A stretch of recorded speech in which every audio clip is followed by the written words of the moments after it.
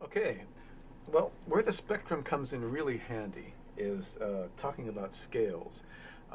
If you look at any five notes that are adjacent in the spectrum, you see, for example, this is C, D, C, G, D, A, and E. That gives you a pentatonic scale. And there are lots of pentatonic scales. Anytime you take five notes that are together, you get that relationship. Now, the pentatonic scale is familiar to almost everybody in the world. I mean, it's one of the most common scales. And I think it's because people like to feel the relationships of these pitches in the spectrum. But one thing that is not talked about very much is that each note in the scale has a certain position in the spectrum, so that the last one that's generated, this is the great-great-great-grandchild, has a certain brightness. And the flattest one has a certain kind of darkness. So when I play a pentatonic scale, the members of this scale, each one has its own kind of syntax, its own kind of meaning, its own kind of implications about brightness and darkness. Now, we know about the pentatonic scale. If a composer or a culture wants to add some things to that scale, the most likely thing to do is to add a few more adjacent notes on the spectrum. And what's become very common in Western music is adding two more to make a seven-note scale. And as we look at that, if we take C as our basic note, C, G, D, E, and if we kept going, we'd have F sharp. That would be one collection of fifths, and that creates a G major scale. But if we want to create a C major scale, the only way to get the F is to put in the grandparent, the low F, and that gives us a C major scale. And that tells us something about the C major scale. It tells us that in the C major scale, C can be our focal point. G serves as a place to give an anchor to that focal point. There are some pentatonic colors that are thrown in, including the brightest pentatonic note, which is the E.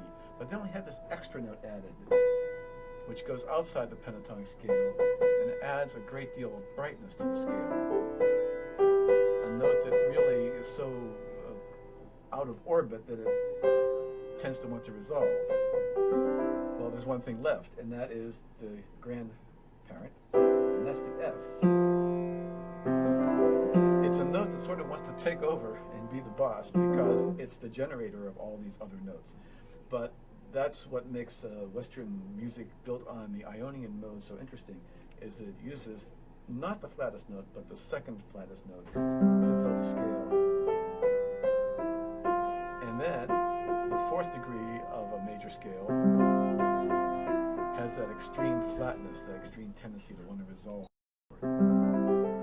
So a major scale has a certain kind of drama built into it due to this way things are positioned on the spectrum of fifths.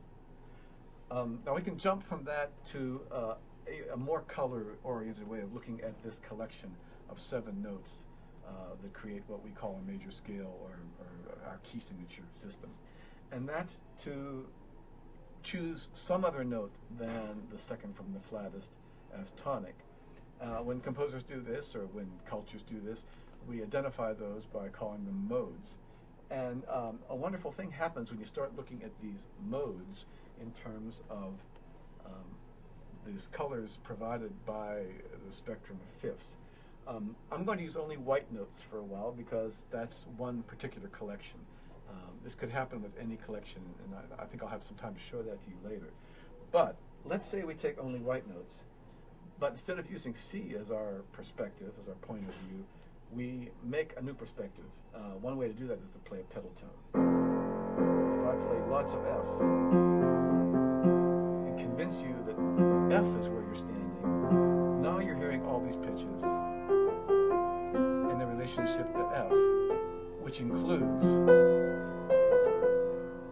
a note which is way down the spectrum from F, a very, very sharp note, the B natural. B and E are very bright notes in this collection, and because we're looking at the collection from the standpoint of F, we're feeling a great deal of brightness. This mode's called Lydian mode, and Lydian mode's always associated with a very bright, happy kind of sound.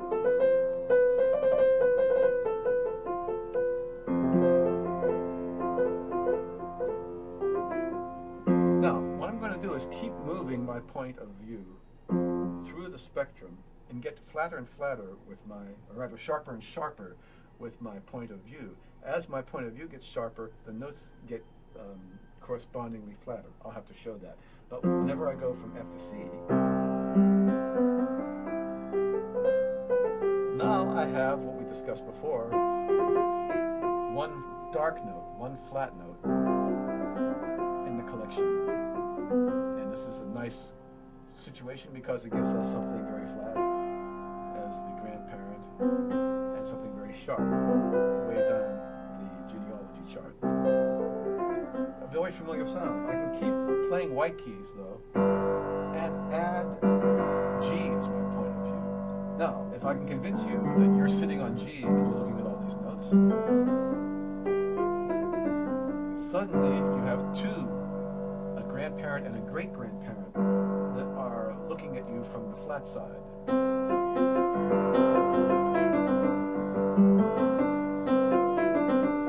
We still have one of our grandchildren there, the B, brightening things up for us. And that tritone will always show us the sharpest note and the flattest note in this collection. And as long as it's all white keys, it's always going to be B and F. So you can play around with this. Play with G as your tonic note and experience the flatness of that C and F, especially the F, and the pretty brightness that the B has in that context. All right, so moving one level sharper with our bass. Now we're about halfway through the spectrum. We've got 7 notes. This is the one right in the middle, the D. And what happens now? Well, we still have a lot of the same relationships, but now our third note of the scale is the flattest note in the scale and creates that wonderful minor sense to it. But it's not like the kind of minor that we're used to because it has a bright 6, and that's the Dorian mode. You can only recognize it if you hear the bright 6 and the very flat 3. Now I'm going to move one step sharper with my bass, and that's going to be A. And now we're into a mode that's called Aeolian. It's maybe more familiar to you as descending melodic minor. But now you can look at it from the standpoint of how it relates to everything we've seen so far. Because now it's got that minor third that we saw in the Dorian scale, but it also has a very flat note as its 6, something Dorian didn't give us. And to find a bright note, the only ones that are left now that are on the sharp side of our tonic is the E and the B. So we still have a 2 and a 5 note in the scale that are bright and sort of propping up our sense of being comfortable. But inside of that, we have other flat notes that are impinging on the sense of it and creating something darker still than anything we've seen. Can we get darker? Sure. If we go one step sharper with our tonic, now our perspective is a little bit changed. Now we see these 7 notes in their relationship to E. And what that means is now we only have one note sharper than where we're sitting to give us some sense of brightness. But all the other ones are giving us a sense of flatness, including the old F. Now F becomes our second note in the scale.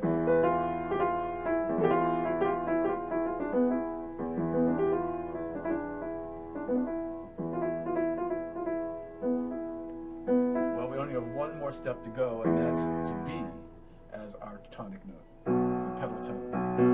And when we get to B as our pedal tone, when we look out, all we can see is flatness. We're in a position where every single note is flatter than our tonic.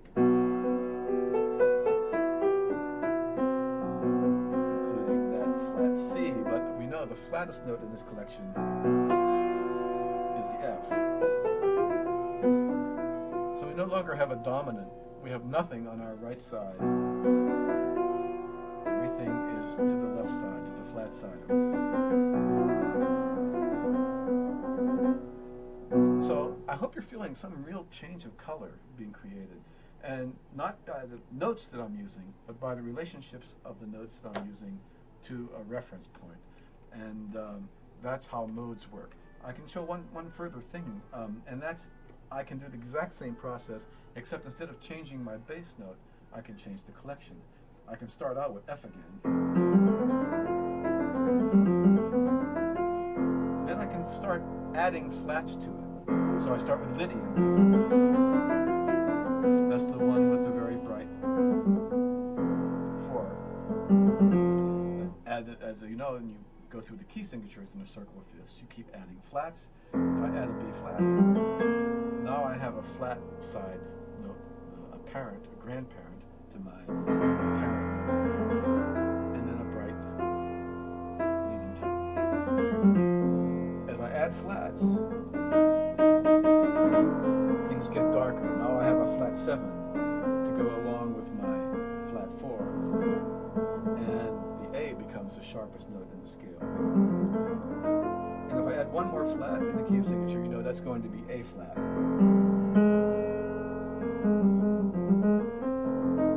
If you're looking for sharps, you still have a D natural, and that's creating some brightness with your 6th degree. But now we have 3 notes that are flatter than our tonic, and that's Dorian mode. Right in the middle, 4 white notes and 3 flat ones. 3 to the sharp side, 3 to the flat side. Going through your circle of fifths, you know the next note you're going to add, D flat. Getting just a little bit darker now. Now we don't have a bright 6 anymore. Our tritone is between 2 and 6. Add one more flat, and we've got Phrygian mode with a flat 2. And the only bright note is the 5. And go one more step and add one more flat, and then we'll have a C flat.